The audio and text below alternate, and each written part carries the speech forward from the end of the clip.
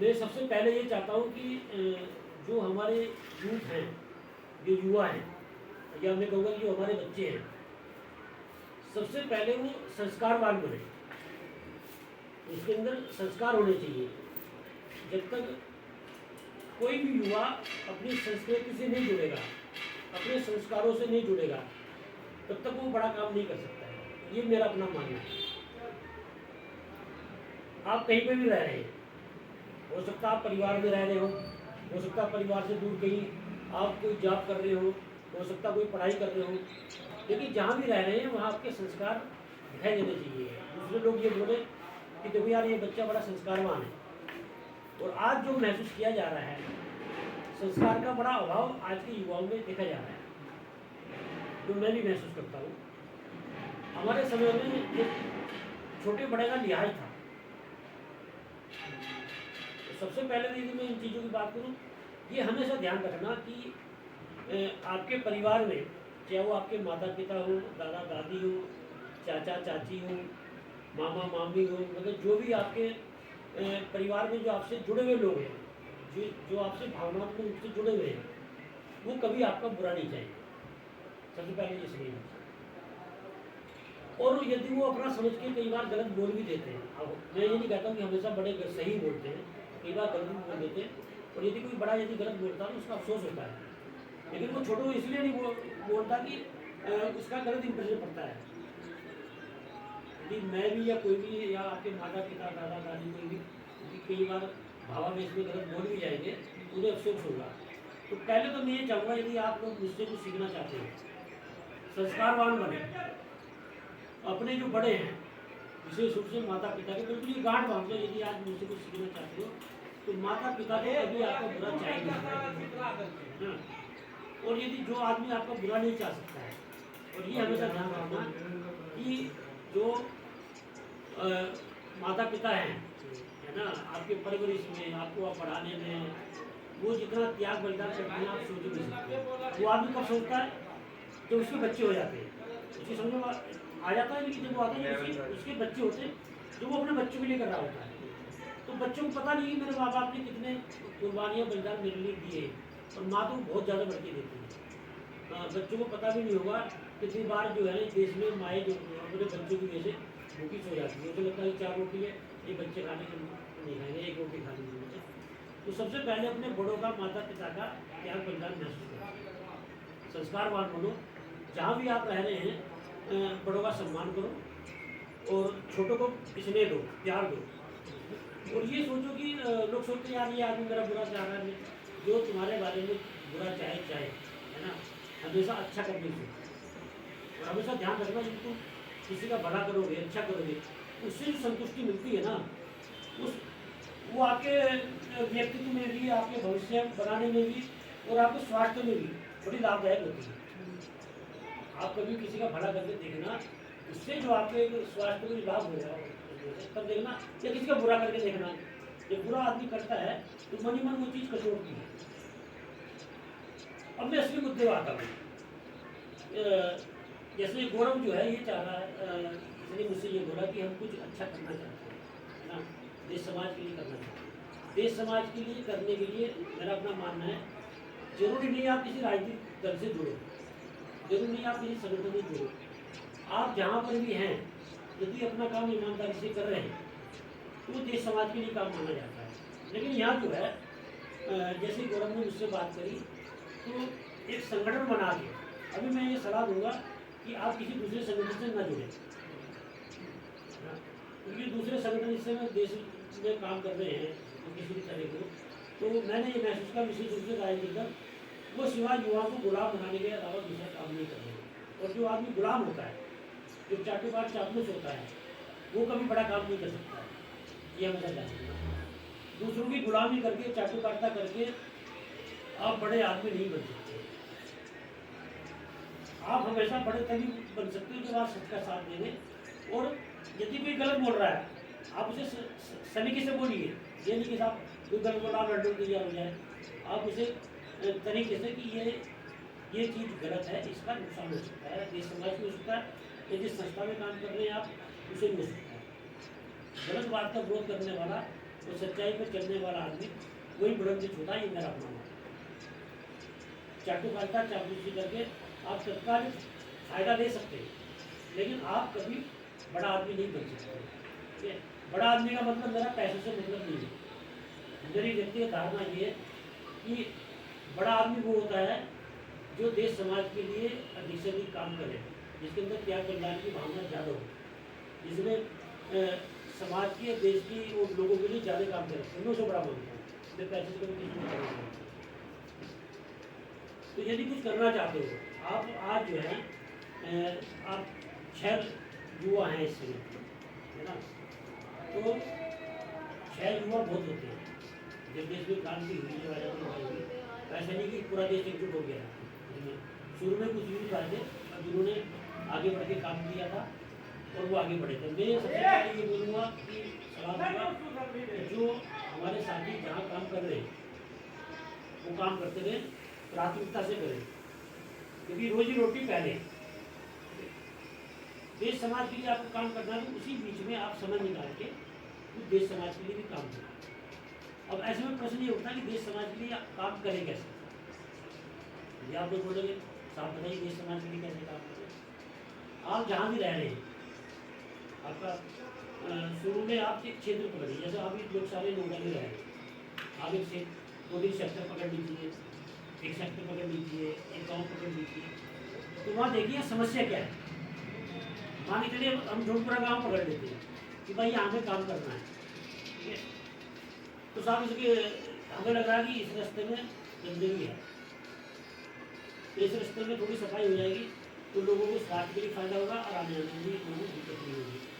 ठीक है, अच्छा काम करने निकले हो तो काम करने में शर्म नहीं होनी चाहिए। जब आप अच्छा काम करोगे लोग शुरू में बड़ी मजाक बनाए, लेकिन बाद में आप जो है ना प्रशंसा के पात्र बने, कहेंगे तो भैया आप ये लड़के देखो, इन्होंने ये रास्ता साफ कर दिया और चमचमा रहा है।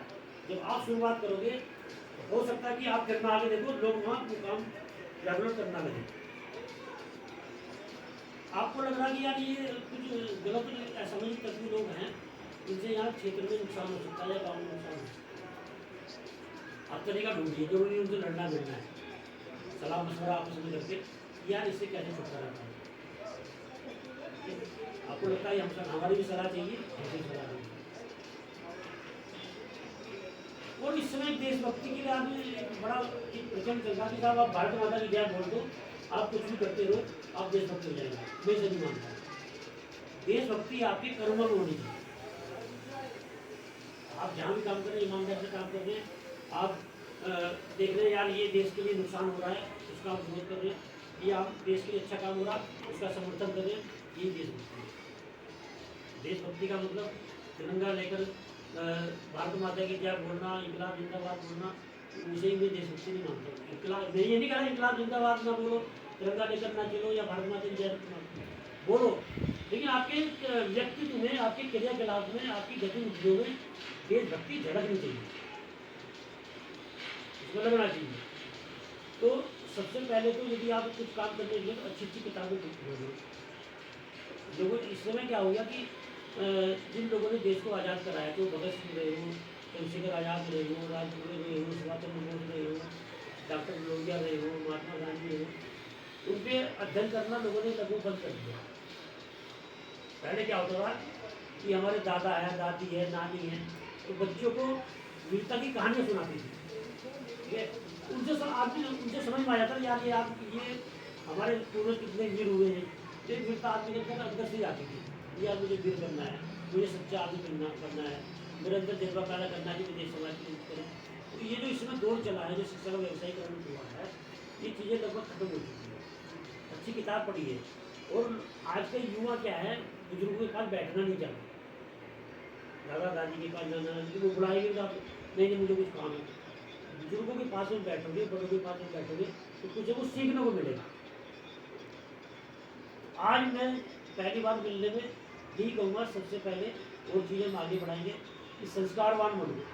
और कल से ही जो है, जो आपके जहाँ पर भी आप रह रहे हैं, तो परिवार में रह रहे हो, बाहर रह रहे हो, लोग कल से कहना लगे यार देखो इन बच्चों में कितना चीज़ आ गया, ये तो यार संस्कारवान बनते जा रहे हैं। मैं दावे से बोल रहा हूँ कि आज यदि 6 लड़कों ने आज शुरुआत कर दी संस्कारवान बनने की, यही 6 लड़के जो है पूरे नोएडा को संस्कारवान बना देंगे यदि आपने शुरुआत कर दी।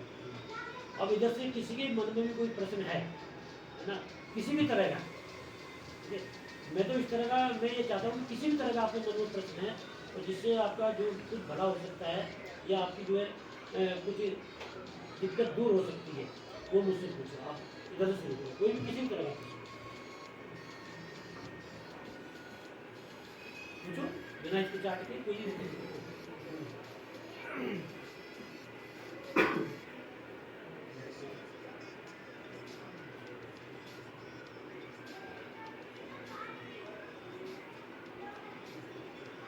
अब जो और मतलब शुरुआत करनी कैसे चाहिए इस चीज़ की? जैसे आपने बोला है कि कोई सेक्टर पकड़ लो, अब हम उधर देखेंगे कमी क्या है। अगर कोई सामने से प्रश्न उठाता है कि तुम कौन होते हो, जैसे चलना है चले तो इस देश का नागरिक होने के नाते हर आदमी को अधिकार है। यदि आप कोई सफाई करने जाओगे तो ये कोई नहीं बोलेगा कि तुम कौन होते हो, और यदि कोई बोल रहा तुम कौन होते हो कि भाई मैं इस देश का नागरिक हूँ, मुझे दिखाई दे रही है गंदगी है, मैं साफ करूँ। जब आप चिन्हित कर लो, क्योंकि आप लोग जो है सलाह कोई ऐसे होते हैं नहीं मानते, उसमें भी घुसते हैं, उसमें क्या होगा? कैसे मतलब कैसे किस तरह जैसे इसने कह दिया कि हम नागरिक हैं, हाँ हाँ, फिर भी आगे बहस करेगा, बराबर लड़ता है। लड़ो क्या मतलब है तुम्हारा, फिर भी लड़ेंगे। हाँ तो जो आदमी लड़ेगा भैया तो हमें काम करने दे। जब तुम काम अच्छा करोगे तो मैं दावे से कह रहा हूँ कि कुछ लोग आपके पक्ष में खड़े हो जाएंगे, कह रहे यार लड़कों काम तो करो, काम तो करें, तुम्हारा क्या बिगाड़ है। अच्छा काम करने निकलोगे उसमें विवाद भी होगा, मार्केट में हर तरह का लोग मिलता है, अच्छे भी बुरे भी। हमने कह रहे हैं कि गलत आदमी मिलेंगे, मेरा विवाद हो जाए। हाँ आपने यहाँ सफाई शुरू कर दिया, कुछ लोग कहने लगे यार ये तो लोग आते हैं यहाँ पर तो अथॉरिटी का काम तो कर रहे होता है ना, लेकिन कुछ लोग ये भी कहेंगे अथॉरिटी का काम कर रहे हैं, अथॉरिटी का काम नहीं, गंदगी है कैसे, ये लड़के कभी तुम्हारा बिगाड़ जा रहे हैं। यदि कहीं विवाद भी होता है काम करने पे, मैं सफाई की बात नहीं कर रहा हूँ, आपको मुझे एक उदाहरण दिया है, आप कोई भी काम ले लीजिए, ठीक है ना, वो आप उसमें सलाह मशवरा करिए, ये मेरी भी सलाह चाहिए तो आप सुन के ले सकते हैं। सलाह मशवरा क्या, ये हमें काम करना है, वो किस भी तरह का हो, जनता का काम होना चाहिए, इसमें लोगों की कहीं ना कहीं बढ़ाई दिखाई देनी चाहिए। जब सबकी बढ़ाई होगी तो उसमें तुम्हारी भी बढ़ाई हो जाएगी। बोलो लोकतंत्र क्या होता है? लोकतंत्र बेसिकली लोग बोलते हैं जनता को, लोकतंत्र मतलब जनता का तंत्र। हाँ, लोक जनता तंत्र तंत्र मतलब जनता की, जैसा बोलते हैं जैसे नेता बोलते हैं लोकतंत्र है ना, तो लोकतंत्र का मतलब जनता ने जिन प्रतिनिधियों को चुन के भेजा है वो वहाँ की आवाज़ उठा रहे हैं, तो एक तरह से जनता की आवाज़ है। एक लाइन में जनता का तंत्र, जनता का राज आप बोल सकते हैं ना, लोकतंत्र का मतलब जनता का राज, लोकतंत्र जनता का तंत्र, जिसमें आप उसका विस्तार किसी तरह से में दे सकते हैं। इसमें लोकतंत्र में ये माना जाता है कि भाई सबको बोलने का अधिकार है, लोकतंत्र में ये माना जाता है कि कोई भी किसी धर्म का आदमी है उसे अपने धर्म के हिसाब से रहने का अधिकार है। लोकतंत्र में ये भी माना जाता है कि विभिन्न जाति धर्म के लोगों, लेकिन सबको अपना अपने जीने का अपने अपने तरीके से अधिकार है। मतलब लोकतंत्र में ये है कि हर आदमी को अपनी बात रखने का अधिकार है। तानाशाही नहीं, राजतंत्र नहीं कि साहब आपने राजा के खिलाफ कुछ बोला तो साहब आपने जेल में डाल दिया। अभिव्यक्ति है, लेकिन उस अभिव्यक्ति का भी एक मर्यादा है, ये नहीं आप किसी गाली दे रहे। आप किसी संगठन या किसी पार्टी से ना जुड़े, आपको ये मानना चाहिए कि पार्टी में अगर हम जुड़ेंगे तो उनकी थोड़ी पावर रहती है। अभी जो आप शुरू कर रहे हो अभी संगठन बनाओ, क्योंकि मेरा अनुभव है, मैं ये चीज़ बोली है, मैं भी पार्टी में जुड़े रहेंगे किसी पावर रहेंगे भाई मैं बोल रहा हूँ, मैं आज की तारीख में मैं भी संगठन जुड़ा रहा हूँ, कोई पार्टी कोई संगठन आपका साथ देने के तैयार नहीं आज तारीख में। यदि आपको कोई परेशानी पड़ रही है, आप तो सोच रहे मेरे साथ संगठन के लोग हैं, ठीक है ना, इसी नोएडा के कितने उदाहरण है, यदि किसी को परेशानी पड़ी तो कोई साथ में नहीं खड़ा हो रहा है। यदि आप 5-6 लोग जो हैं, यदि मिले जुले लोग हैं, एक दूसरे की परेशानी में अब काम आ रहे हैं, आप संगठन बना के और मजबूती से काम आएंगे।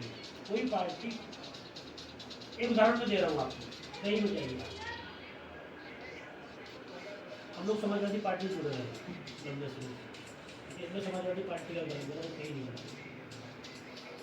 अभी आजम खां के भारतीय जनता पार्टी ने सिकंदर रखा, हो सकता है कि आजम खां में 100 कमियां हो सकता है आजम खां ने अपराध किया हो, लेकिन समाजवादी पार्टी का तो नेता था और अभी भी है। समाजवादी पार्टी से निकाला नहीं पार्टी से, तो पार्टी मुझे आजम खां से बड़े तो आप कार्यकर्ता हो नहीं सकते। जब पार्टी ने आजम खां का साथ नहीं दिया, जबकि जब मुलायम सिंह यादव जिंदा थे उन्होंने बोला था बाकायदा कि भाई आजम खान साहब के लिए सड़कों को उतरो, कोई कार्यकर्ता नहीं था। जो पार्टी ने आजम खान का साथ नहीं दिया, छोटे कार्यकर्ता के अंदर समाजवादी पार्टी ने भी कर पार्टी, ये सारी पार्टी की बात कर रहा हूँ। जितने राजनीतिक दल है आपको इस्तेमाल करने के भी भीड़ इकट्ठी करनी है, फोन कर दे यार आ जाना, लेकिन आप कर दिए। यदि आपको परेशानी होगी इसमें से, कोई आपके काम नहीं आएगा। काम कौन आएगा? जो लोग आप मिलके बड़े, आप मैं नहीं कह रहा संगठन बनाइए, संगठन बनाइए, लेकिन यदि अब आपकी एक दूसरी परेशानी समझ रहे हो तो संगठन बना के समझोगे, अब नहीं समझ रहे तो संगठन बना के नहीं समझोगे। जो आप संगठन बना रहे हो खुद बनाओगे, उसमें आप उसमें एक सामंजस्य बनाओ, मजबूती करो कि देखो भाई किसी भी एक भी आदमी को कोई परेशानी होगी और जायज परेशानी होगी, हमें साथ सबको मिलकर साथ देंगे, ऐसे बात बोलेंगे। और ये जो जितने जिससे आप बोल रहे हैं मजबूत हो जाएंगे, कोई मजबूत नहीं हो रहा है, ये अपनी मजबूती करने में लगे हुए। ये जितने भी जिन संगठन की बात करें ना, ये सब अपनी गर्दन बचा रहे हैं। ये जो आदमी अपनी गर्दन बचा रहा है वो तुम्हें क्या मजबूती देगा? मजबूत खुद बनो, अपने आप में मजबूत बनो। और अपने आप में तुम 6 लड़के भी यदि मजबूत होंगे ना, भाई भगत सिंह राजगुरु सुखदेव पी नहीं थे ना, इन्होंने देश सेवा किया था, क्रांतिकारी हुए हैं, ऐसा नहीं उनका उनका नहीं, जो निकले थे गिने चुने थे। यदि आपस में सामंजस्य है, मजबूती है और आपस में विचार बढ़ रहे हैं और एक दूसरे के लिए लड़ने बढ़ने तैयार है, संख्या बहुत बड़ी बड़ी चीज़ नहीं होती है। इनसे उम्मीद मत करो, ये इससे सोचो कि हमें मजबूती मिल जाएगी इन दलों से मिलकर। आज की तारीख में जितने भी राजनीतिक दल है, किसी जुड़ के कोई मजबूती नहीं मिलेगी, सब स्वार्थ। हाँ का कोई स्वार्थ है, और स्वार्थ जब आगे जुड़ता है वो मजबूती नहीं होता। इस संगठन में बना रहे हो ना, ये बनाओ कि हम निष्पक्ष होकर जो है हमें समाज के लिए काम करना है, और समाज के लिए वहाँ पे काम करना, अपना काम खुद ही हो जाए। यार आज तुम काम करने निकल गए, तुम्हारी लोग तारीफ करना लगे, तो वो भी तो तुम्हारी उपलब्धि होगी ना, लोकप्रियता बढ़ेगी नहीं बढ़ेगी? अभी निकले जा रहे हो यार ये लड़के तो बहुत अच्छा काम कर रहे हैं, तारीफ क्यों? अभी मैं इनके स्कूल में स्पीच देने गया, गणतंत्र दिवस को साइड, लेकिन मैं यहाँ से निकल जाता था और 10-12 छोटे बच्चे जा रहे हैं, उसमें कह रहे हैं ये सर आए थे हमारे भाषण देने, तुम्हें अच्छा लगा होगा ना? अच्छा लगा होगा, है ना? तुमने कहीं अच्छा काम करा, अरे यार इन लोगों ने अच्छा काम करा, देखो ये, या कल और बड़ा काम करोगे तो कहीं अखबार में आओगे या कहीं सोशल मीडिया पर छाओगे, अच्छा लगेगा, तो ये चीज़ होती है। खुद मजबूत बनो। कोई, मेरा अपना मानना है, कोई किसी के काम नहीं आता है, मैं ये नहीं कह रहा काम नहीं आता, आते हैं और आना भी चाहिए, ठीक है ना? ये मान के चलो कि हम मजबूत होंगे तो संगठन मजबूत होगा, हम मजबूत होंगे तो लोग साथ देंगे, नहीं तो कोई किसी का साथ नहीं देगा, ठीक है? और बोला वही राजनीति की परिभाषा पूरी क्या है, देखो राजनीति की परिभाषा तो एक सीधी सीधी है कि राज्य को चलाने वाली नीति है ना। लेकिन जो इस समय राजनीति चल रही है देश में, जो राजनीति करे उन्हें पता नहीं कि राजनीति है क्या थी। राजनीति की एक शब्द में भाषा सीधी सीधी है, राज्य को चलाने वाली नीति, देश को चलाने वाली नीति। आज राजनीति क्या, राजनीति कोई पहला शब्द नहीं है, ये राजतंत्र से चला रहा है। मैं ये स्पष्ट कर दूँ, ये लोकतंत्र से जुड़ा हुआ शब्द नहीं राजनीति, ये राजतंत्र से चला आ रहा है। राजा महाराजा का जब राज का देश में कैसे चला आ रहा है, तो राज चलाने वाली राजनीति है। अब क्या माना जा रहा है कि यदि आप कोई पार्टी बना के आप सत्ता में आना चाहते हैं या विपक्ष में आना चाहते हैं या राजनीति करना चाहते हैं, तो राजनीति होगी। आज की राजनीति ये कि आपने राजनीति कर बनाया, आप जो संघर्ष कर रहे हैं आप सत्ता में आ सकते हैं, आप कुछ नहीं जा सकते, नहीं जा सकते, आप जाएंगे सकते। राजनीति की परिभाषा एक लाइन में राज्य को चलाने वाली नीति है।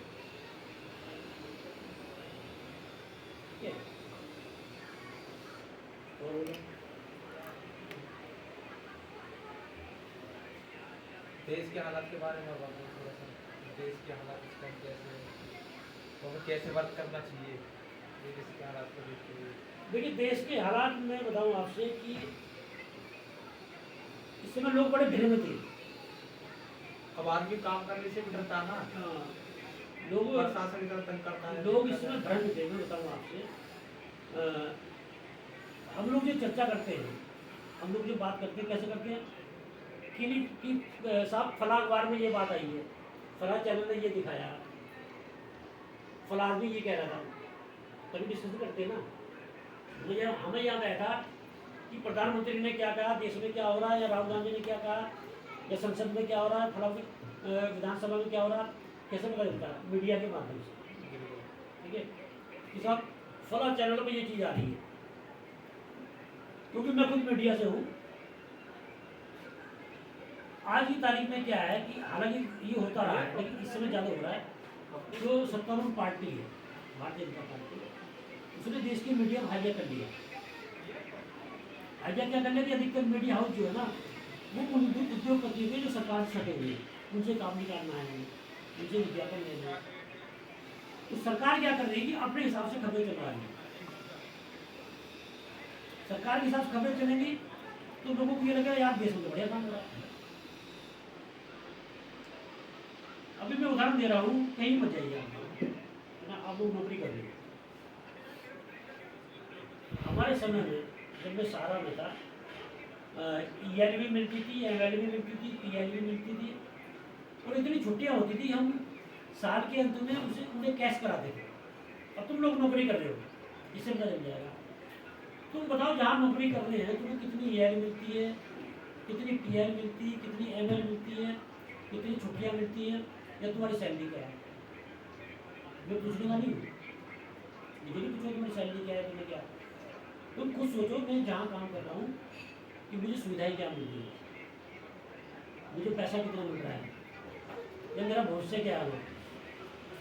ये अंतर आया इस सरकार में। मैं किसी का आलोचना नहीं करना चाहूँगा, सबसे ज़्यादा दिक्कत नौकरी के साथ जुड़ी होगी। निजी संस्थाओं में जो है मालिक जो चाह रहा वो काम करा रहा है। और आने वाले समय में, अभी मैं जानकारी दे दूँ, अभी श्रम कानून में संशोधन हुआ है, जिसमें कह रहे हैं 12 घंटे की ड्यूटी रहेगी और 3 दिन का वीडियो मिला करेगा। आप लोगों ने सुना होगा, इस देश में 3 दिन की छुट्टी मिल सकती है सप्ताह में। मैं कह रहा हूँ, दावे से बोल रहा हूँ, छोटी छोटी कंपनियों में तो संडे को छुट्टी दे देती है आदमी को, रविवार की।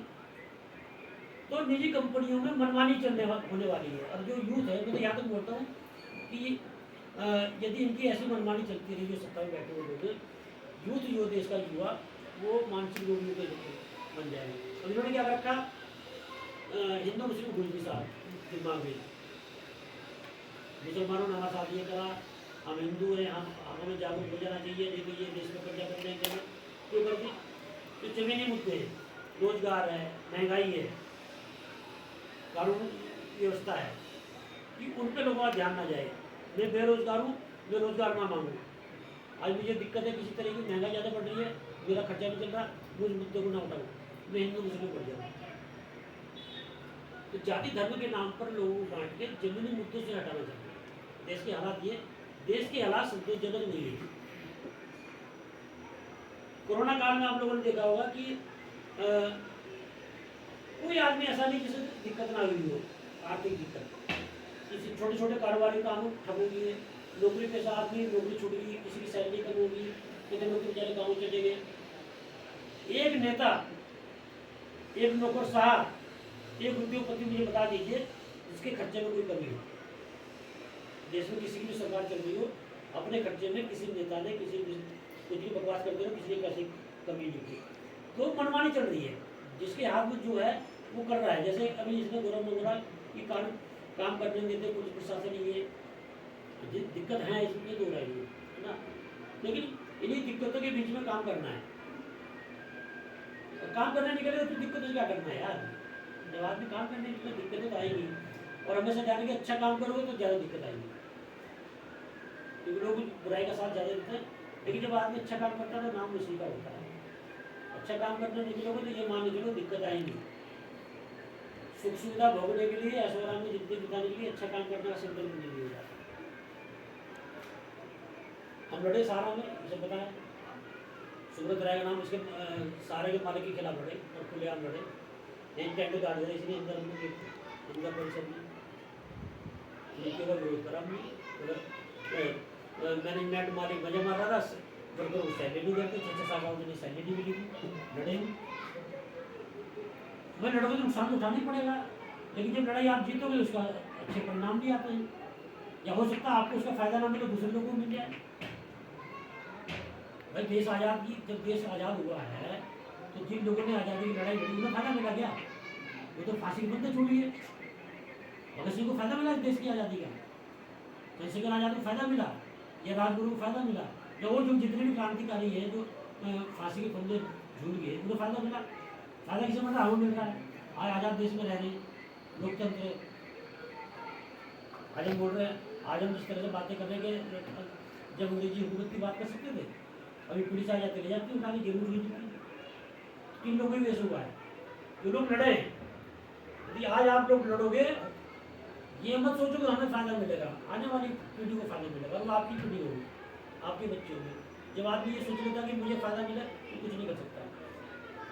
आने वाली पीढ़ी के बारे में सोचो, आने वाली पीढ़ी का भला होगा जो काम करोगे, बड़ी सोच लेकर निकलो, बड़ा काम करके करोगे। आज हम भगत सिंह का नाम ले रहे हैं, राजगुरु का नाम ले रहे हैं, चंद्रशेखर आज़ाद का नाम ले रहे हैं, डॉक्टर लोहिया का नाम ले, क्यों ले रहे हैं? भाई दुनिया में तो बहुत लोग रहे, देश में तो बहुत लोग रहे, उन्होंने अच्छे काम किए। हो सकता है कि आप आज उनसे भी, यदि सरकार के साथ बढ़ो, उनसे भी बड़े काम कर जाओ, तो लोग तो नहीं आपके नहीं। आज के लिए मैं मानता हूँ इतना पर्याप्त है, और किसी को पूछना बताओ ठीक है? ठीक है, इंकलाब जिंदाबाद।